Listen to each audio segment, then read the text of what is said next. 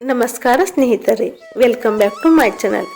ಅಕ್ಷಯ ತೃತೀಯ ಪ್ರತಿ ವರ್ಷ ವೈಶಾಖ ಶುಕ್ಲ ಪಕ್ಷದ 3ನೇ ದಿನದಂದು ಅಕ್ಷಯ ತೃತೀಯ ಹಬ್ಬವನ್ನು ಆಚರಿಸಲಾಗುತ್ತದೆ.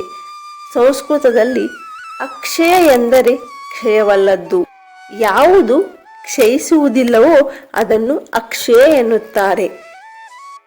ಅಕ್ಷಯ ತೃತೀಯ ದಿನವನ್ನು ಅತ್ಯಂತ ಪವಿತ್ರ ಮತ್ತು ಮಂಗಳಕರವೆಂದು ಪರಿಗಣಿಸಲಾಗಿದೆ. ನಂಬಿಕೆಗಳ ಪ್ರಕಾರ ಈ ದಿನ ಜನರು ಲಕ್ಷ್ಮೀ ದೇವಿ ಮತ್ತು ಭಗವಾನ್ ವಿಷ್ಣುವನ್ನು ಪೂಜಿಸುತ್ತಾರೆ. ಈ ಬಾರಿ ಈ ಹಬ್ಬವನ್ನು ಮೇ 10, 2024 ಶುಕ್ರವಾರದಂದು ಆಚರಿಸಲಾಗುತ್ತದೆ. ಈ ದಿನದ ಬಗ್ಗೆ ಜ್ಯೋತಿಷ್ಯದಲ್ಲಿ ಕೆಲವು ಪರಿಹಾರಗಳನ್ನು ಸೂಚಿಸಲಾಗಿದೆ. ಅದನ್ನು ಅನುಸರಿಸಿ ಹಣಕ್ಕೆ ಸಂಬಂಧಿಸಿದ ಸಮಸ್ಯೆಗಳನ್ನು ಪರಿಹರಿಸಿಕೊಳ್ಳಬಹುದು. ಹಣಕಾಸಿನ ಬಿಕ್ಕಟ್ಟು ಕೊನೆಗೊಳ್ಳುತ್ತದೆ.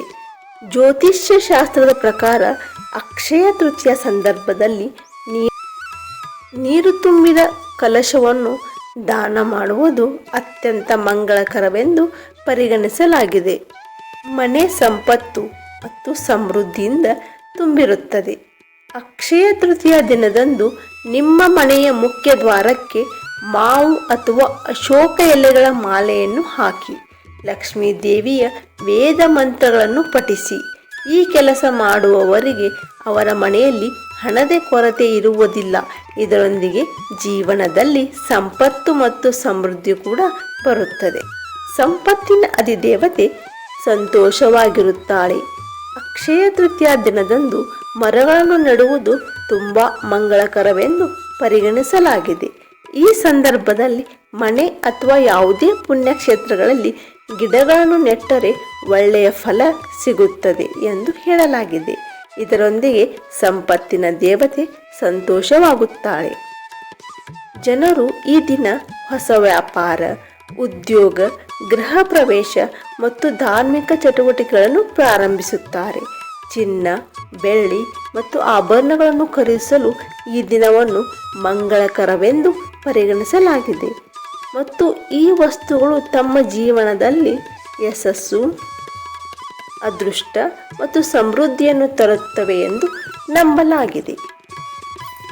ಅಕ್ಷಯ ತೃತೀಯ ದಿನ ಕೇವಲ ಐಷಾರಾಮಿ ವಸ್ತುಗಳನ್ನು ಖರೀದಿಸುವುದಷ್ಟೇ ಅಲ್ಲ, ನಾವು ಯಾವೆಲ್ಲ ಕೆಲಸಗಳನ್ನು ಮಾಡುತ್ತೇವೋ ಅವೆಲ್ಲವೂ ಅಕ್ಷಯವಾಗಲಿವೆ. ಉದಾಹರಣೆಗೆ, ಏನನ್ನಾದರೂ ದಾನ ಮಾಡಿದರೂ ಅದು ಅಕ್ಷಯವಾಗುತ್ತದೆ. ಒಳ್ಳೆಯ ಕೆಲಸಗಳನ್ನು ಮಾಡಿದರೆ ಅದು ದ್ವಿಗುಣಗೊಳ್ಳುತ್ತದೆ.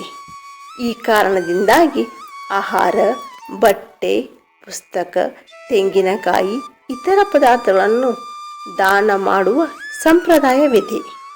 ಈ ಮೂಲಕ ನಮ್ಮ ಸಂಪತ್ತನ್ನು ದ್ವಿಗುಣಗೊಳಿಸಲು ಹಿರಿಯರ ಆಶೀರ್ವಾದ ಪಡೆಯಬಹುದಾಗಿದೆ. ಪ್ರಾಣಿಗಳಿಗೆ ಆಹಾರವನ್ನು ನೀಡುವುದು ಈ ದಿನ ಮಾಡುವ ಶ್ರೇಷ್ಠ ಕೆಲಸ ಎಂದು ನಂಬಲಾಗಿದೆ. ಸ್ನೇಹಿತರೆ, ಈ ಮಾಹಿತಿ ನಿಮಗೆ ಇಷ್ಟವಾದಲ್ಲಿ ಲೈಕ್, ಶೇರ್, ಕಮೆಂಟ್ ಮಾಡಿ. ಮರೆಯದೇ ನಮ್ಮ ಚಾನಲನ್ನು ಸಬ್ಸ್ಕ್ರೈಬ್ ಮಾಡಿ. ಧನ್ಯವಾದಗಳು.